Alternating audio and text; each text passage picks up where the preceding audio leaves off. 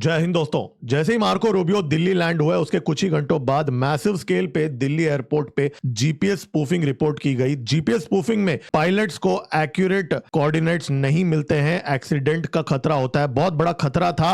Air traffic control ने उस situation को मैनेज तो कर ली, लेकिन इस समय प्रश्न ये उठाए जा रहे हैं कि ये किसने किया, कैसे किया और क्यों किया। अब ये किसने किया, इस चीज पे बात करने से पहले ये समझना पड़ेगा कि ये हुआ कैसे। जीपीएस स्पूफिंग सिर्फ मात्र एक साइबर अटैक से नहीं होता। अगर आपको मैं याद दिला दूं, दिसंबर के महीने में भी भारत में 800 फ्लाइट्स इफेक्ट हुए, 5 शहरों में जीपीएस स्पूफिंग हुई उस टाइम पे भी। और इस बार भी दिल्ली एयरपोर्ट के अंदर जो चीज हुआ वो मात्र एक साइबर अटैक से नहीं हुआ। इसके लिए हार्डवेयर इक्विपमेंट लगता है, जहां पे जो एक्चुअल रियल सिग्नल्स होते हैं जीपीएस के, उसको रेप्लिकेट किया जाता है आर्टिफिशियली। अब यहां पे भारत के शत्रु कौन है जिन्होंने ये हरकत किया? पाकिस्तान के पास ये टेक्नोलॉजी नहीं है। उनके पास कुछ किलोमीटर के दूर जीपीएस की स्पूफिंग करने की टेक्नोलॉजी नहीं है।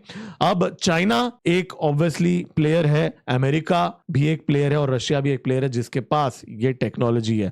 ये स्पूफिंग उन लोगों ने किया है जिन्होंने मोस्ट लाइकली, ऐसा माना जा रहा है, दिल्ली एयरपोर्ट के पास या दिल्ली शहर में या दिल्ली के आसपास के शहरों और इलाकों में हार्डवेयर इक्विपमेंट डिप्लॉय किया और ये चीज एग्जीक्यूट किया। अब चाइना के पास टेक्नोलॉजी जरूर है, लेकिन उनके पास बूट्स ऑन ग्राउंड नहीं है, फीट ऑन ग्राउंड उस स्केल पे नहीं है जिस स्केल पे एक देश है, एक इंटेलिजेंस एजेंसी है भारत के पड़ोस में, उसके पास है। पाकिस्तान का आईएसआई के पास भारत के अंदर 0.5 फ्रंट के बहुत सारे फुट सोल्जर्स हैं जो भारत के खिलाफ काम करते हैं। और क्या यहां पे उन लोगों ने ये चीज करवाया है चाइना की टेक्नोलॉजी का इस्तेमाल करते हुए भारत को एक मैसेज देने के लिए? ये एक थियरी है। अब दूसरी थियरी, इसको भी हम रूल आउट नहीं कर सकते, क्या अमेरिकन इंटेलिजेंस एजेंसीज ने भारत को एक मैसेज देने की कोशिश की है कि मार्को रूबियो के द्वारा वो रिलेशंस तो भारत के साथ रखना चाहते हैं, लेकिन उनके पास वो क्षमता है कि भारत के टेक्नोलॉजी को वो डिसरप्ट कर पाएंगे अगर कभी ऐसी नौबत आई। ये भी एक थियरी है। लेकिन यहां पे देखने वाली बात यह है कि ये बहुत ही रिस्की ऑपरेशन था। बहुत सारे फ्लाइट्स के एक्सीडेंट भी हो सकते थे। हालांकि जिस किसी ने भी ये किया वो एक कैलकुलेटेड मूव था उनके लिए। उनको पता है कि सिर्फ इसलिए कि जीपीएस स्पूफिंग थोड़ा बहुत हो जाए तो ऐसा नहीं है कि तुरंत एक्सीडेंट्स हो जाते हैं। एयरक्राफ्ट के पास और भी टेक्नोलॉजीज होती हैं प्री जीपीएस इरा के,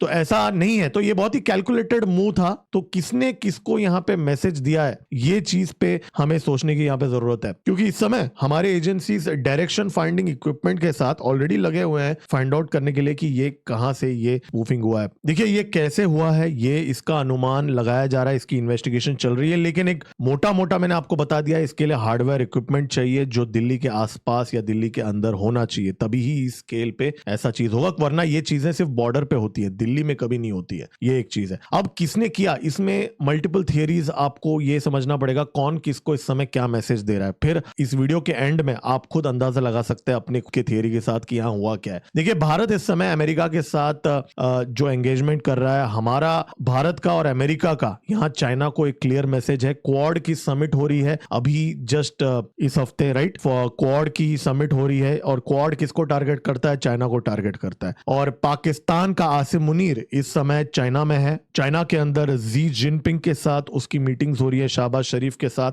तो जब मार्को रूबियो भारत आते हैं उसी टाइम पे शहबाज शरीफ और आसिम मुनीर चाइना जाते हैं। और ये दोनों विजिट से जस्ट पहले डोनाल्ड ट्रंप चाइना में थे। वहां पे डोनाल्ड ट्रंप की मीटिंग चाइना से होती है, हालांकि वो मीटिंग ठीक से नहीं हुई। बहुत सारे डिसएग्रीमेंट्स थे चाइना और अमेरिका के बीच में, ताइवान को लेके, जापान को लेके। और एक ऐसा ट्रिप था डोनाल्ड ट्रंप के लिए जहां पे वो कुछ उखाड़ नहीं पाया, हालांकि उस बात का कैमरा के सामने वो नहीं मानता। फिर उसके बाद में मार्को रूबियो आते हैं, मोदी जी से मिलते हैं, जयशंकर जी से मिलते हैं, अजीत डोवल जी से मिलते हैं, इतना सारा तामझाम होता है।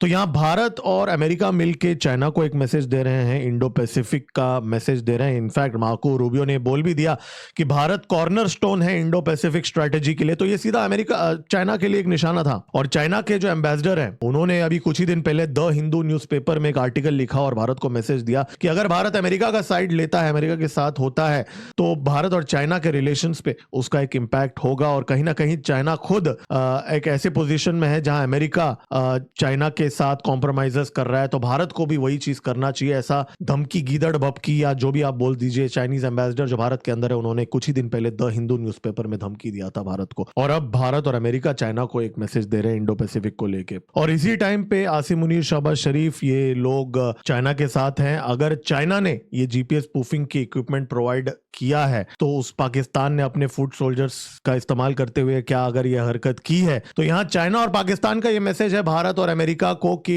पहली बात तो पाकिस्तान के एंगल से देखें तो उनका ट्रंप को एक यहाँ एक मैसेज है कि जी उसका जो फेवरेट फील्ड मार्शल जो है वो जाके चाइना की गोदी में बैठ गया है और उसको अगर डोनाल्ड ट्रंप सपोर्ट नहीं करेगा तो वो चाइना की गोदी में जाके बैठ जाएगा। तो ये एक मैसेज है पाकिस्तान का फील्ड मार्शल का डोनाल्ड ट्रंप के लिए। और चाइना का मैसेज ये है कि अगर भारत अमेरिका के साथ रहेगा तो चाइना पाकिस्तान का इस्तेमाल करके भारत को डिस्टेबलाइज करने की अटेम्प्ट करेगा। तो यहां चाइना और पाकिस्तान दोनों अपने अपने मैसेजेस भारत और अमेरिका को दे रहे हैं और भारत ने बहुत ही स्पष्ट तरीके से यहां पे ये कम्युनिकेट कर दिया है कि भारत अपना स्ट्रेटेजिक ऑटोनॉमी मेंटेन करेगा और इसमें यूएस और भारत मिलकर काम करेंगे इंडो पैसिफिक के अंदर। इसमें कोई दो राहें नहीं है, चाहे जो भी डिफरेंसेस अमेरिका और भारत के बीच में हो। अजीत डोवल जी ने मार्को रूबियो के साथ मीटिंग करके वहां पे ट्रस्ट इनिशिएटिव जो भारत और अमेरिका के बीच में जो टेक्नोलॉजी रिलेटेड जो अरेंजमेंट हुई है, जहां चाइना के सेमीकंडक्टर्स और रेयर अर्थ मिनरल्स की जो डिपेंडेंसी है चाइना के ऊपर, उससे छुटकारा लेके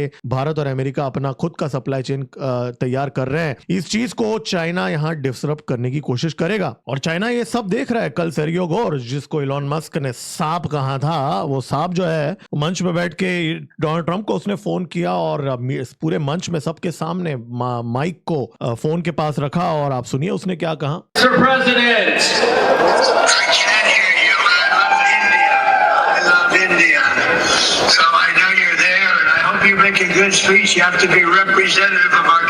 तो डोनाल्ड ट्रंप बोल रहा है आई लव इंडिया, मैं मोदी जी की बहुत रिस्पेक्ट करता हूं, ये सारी बातें कर रहा है। ये सब चीजें चाइना देख रहा है। तो रूबियो को बार बार पूछा गया था इस ट्रिप में कि पाकिस्तान को यूएस स्टेट डिपार्टमेंट सपोर्ट करता है और पाकिस्तान भारत का दुश्मन है, तो इसका भारत और अमेरिका के रिलेशन पे क्या इंपैक्ट होगा। लेकिन इसका जवाब मार्को रूबियो ने तो ये दिया कि अमेरिका के टैक्टिकल रिलेशंस बहुत सारे देशों के साथ है, लेकिन भारत के साथ स्ट्रेटेजिक पार्टनरशिप है, स्ट्रेटेजिक रिलेशन है और वो भारत के एक्सपेंस में नहीं होगा। ये बात मार्को रूबियो ने बोला तो है। और क्वाड का मीटिंग भी हो रहा है दिल्ली के अंदर, बहुत समय बाद क्वाड का मीटिंग हो रहा है। और क्वाड किसको टारगेट करता है या आप सबको पता है, चाइना के खिलाफ है क्वाड। तो जो लोग ये बोलते थे क्वाड डेड है, जी हां अभी भी उस पे अमेरिकन ट्रंप एडमिनिस्ट्रेशन में उसका एक क्वेश्चन मार्क है। लेकिन ये इस बार ट्रंप की ऐसी बातें करना, कहीं ना कहीं क्वाड का समिट होना, कहीं ना कहीं चाइना इसको देख के इनसिक्योर फील करता है। हम भारत के अंदर ट्रंप एडमिनिस्ट्रेशन पे भरोसा नहीं करते, लेकिन चाइना के लिए ये एक रेड फ्लैग है। हमें ये नहीं भूलना चाहिए कि 6 महीने पहले दिल्ली, मुंबई, चेन्नई, बहुत सारे पूरे देश में मल्टीपल एयरपोर्ट्स के अंदर जीपीएस की स्पूफिंग हुई थी, जहां पे गलत कोऑर्डिनेट्स पायलट्स को मिल रहे थे। 800 फ्लाइट्स अगर आपको याद है इफेक्ट हुई थी 2-2 दिन तक दिल्ली एयरपोर्ट के अंदर, 6 महीने पहले की बात है। तो यहां पे भारत के अंदर, भारत के जमीन के अंदर कोई तो एक जियोपॉलिटिकल प्लेयर है जिसके इक्विपमेंट लगे हुए हैं मल्टीपल लोकेशंस में और उनके फुट सोल्जर्स भी हैं 0.5 फ्रंट भारत के अंदर, और इनको एक कॉन्फ्लिक्ट सिनेरियो में अगर वो इस्तेमाल करेंगे तो ये भारत के लिए एक बहुत बड़ा नेशनल सिक्योरिटी थ्रेट भी है। तो अब ये प्लेयर क्या अमेरिका है, क्या चाइना है, या इनमें से कोई एक प्लेयर है जो पाकिस्तान का यहाँ पे इस्तेमाल कर रहा है इस चीज को एग्जीक्यूट करने के लिए। क्योंकि ये सिर्फ एक साइबर अटैक से तो नहीं हो सकता। जीपीएस स्पूफिंग सिर्फ एक साइबर अटैक नहीं होता, उसमें एक हार्डवेयर एलिमेंट भी होता है और इसका भारत के लिए एक बहुत बड़ा इंप्लीकेशन है। भारत अपना खुद का, हम अपना नेविक बना रहे हैं, लेकिन हमारे नेविक का 4 सैटेलाइट में से एक सैटेलाइट फेल हो चुका है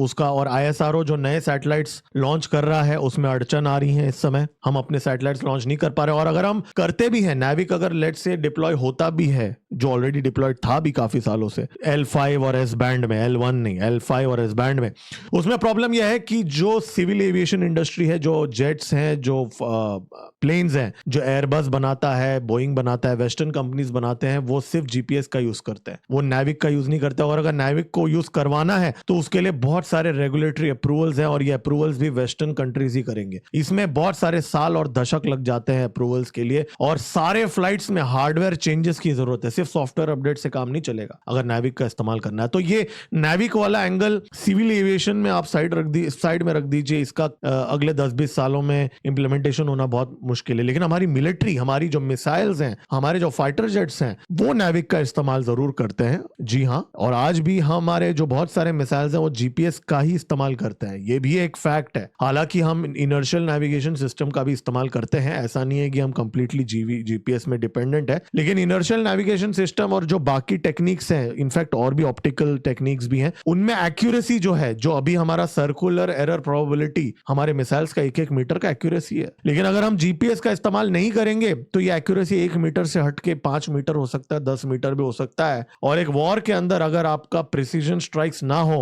तो उसका एक बैटलफील्ड डिसएडवांटेज भी होता है। तो यहाँ पे मिलिट्री पर्सपेक्टिव से भी एक रेड फ्लैग है, क्योंकि दिल्ली भारत का सबसे सिक्योर एरिया है। दिल्ली में ऑलरेडी हमारा एक कैंटोनमेंट भी है, इनफैक्ट दिल्ली में एंटी ड्रोन सिस्टम्स लगे हुए हैं, बहुत ही मोस्ट सिक्योर प्लेस माना जाता है। और वहां पे जीपीएस स्पूफिंग का होना एक बहुत ही गंभीर चीज है। पिछले बार जब ये हुआ था तब बहुत सारे, मैंने इस बारे में वीडियो भी बनाया था और बहुत लोगों ने मुझे ये भी कहा था कमेंट्स में कि नहीं जी, ये तो हमारे आर्म्ड फोर्सेस नहीं किया है, ये टेस्टिंग कर रहे हैं। और लेकिन फिर वो चीज डिनाई हो गया। हमारे सरकार ने फिर अपने एक इंटरव्यू में कह दिया था कि एक एक्सटर्नल फोर्स ने किया था। तो ये पॉसिबिलिटी को आप रूल आउट कर दीजिए कि ये हम ही कर रहे हैं। तो ये क्या दिल्ली के अंदर इस समय जो अमेरिकन प्लेन्स हैं वहां से क्या उन्होंने किया, लेकिन अगर उन्होंने ये किया होता तो हमारी एजेंसीज को इसका पता चल जाता, क्योंकि इस समय हमारी एजेंसीज जो इक्विपमेंट है, डायरेक्शन फाइंडिंग इक्विपमेंट बोलते हैं उसको, उससे ऑलरेडी देख रहे हैं कि कहां से ये स्पूफिंग हुई है, इसकी इन्वेस्टिगेशन चल रही है। तो क्या अमेरिकन इतना बड़ा रिस्क लेंगे कि सिर्फ भारत को एक स्ट्रेटेजिक मैसेज पहुंचाने के लिए कि ऐसी बेवकूफी करेंगे और भारत के सामने एम्बैरेस हो जाएंगे हमारे इंटेलिजेंस एजेंसीज के सामने, क्योंकि उनको भी पता है भारत ट्रैक कर लेगा अगर वो ये काम कर रहे हैं। तो यहाँ शक जो है, जो मेन प्लेयर जो ये करा सकता है वो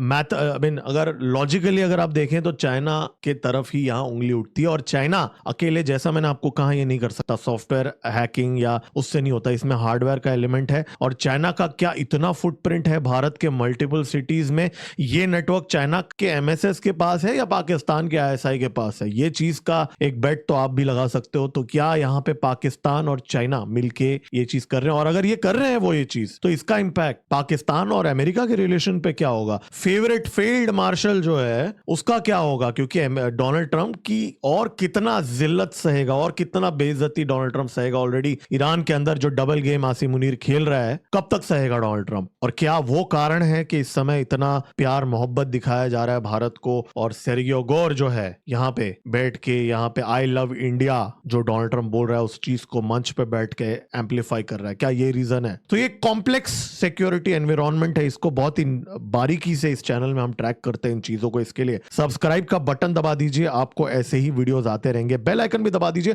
और लाइक का बटन आप दबा ही दीजिए, क्योंकि ज्यादा लोगों को समझने की जरूरत है कि ये गेम चल क्या रहा है। बहुत सारे लोगों को अक्सर इन चीजों के बारे में या तो इंटरेस्ट नहीं होता या नॉलेज नहीं होता, लेकिन ये समझना बहुत जरूरी है कि भारत के साथ क्या गेम खेला जा रहा है, और भारत भी, हम भी यहाँ पे क्या गेम खेल रहे हैं। क्योंकि देखिए, यहाँ हम भी अपने कार्ड्स खेल रहे हैं अमेरिका के साथ, और हमारी खुद की कैपेबिलिटी भी हम बढ़ा रहे हैं। इनफैक्ट मैंने मेरे पिछले कुछ वीडियोस में भी आपको बताया था कि कैसे अमेरिका को भी हम चेक पे रख रहे हैं, राइट। हमने पाकिस्तान को जो ठोका, देखिए यहाँ पे पाकिस्तान की ठुकाई होनी है, इसमें कोई दो राहें नहीं है। मतलब देखो, अमेरिका के सपोर्ट के साथ भी हमने ठोका पाकिस्तान को। कल उसका जो नाजायज बाप चाइना जो है पाकिस्तान का, उससे वो ज्यादा कुछ अगर इक्विपमेंट ले लेगा, वापस ठुकेगा पाकिस्तान, उसमें कोई दो राहें नहीं है। लेकिन यहाँ चाइना और अमेरिका क्या गेम खेल रहे हैं, इसके बारे में भी हमें सोचना पड़ेगा। तो तुरंत मिलते हैं अगले वीडियो में। मेरा नाम है गिरीश और आप देख रहे हैं जियोपॉलिटिक्स। जय हिंद, भारत माता की जय।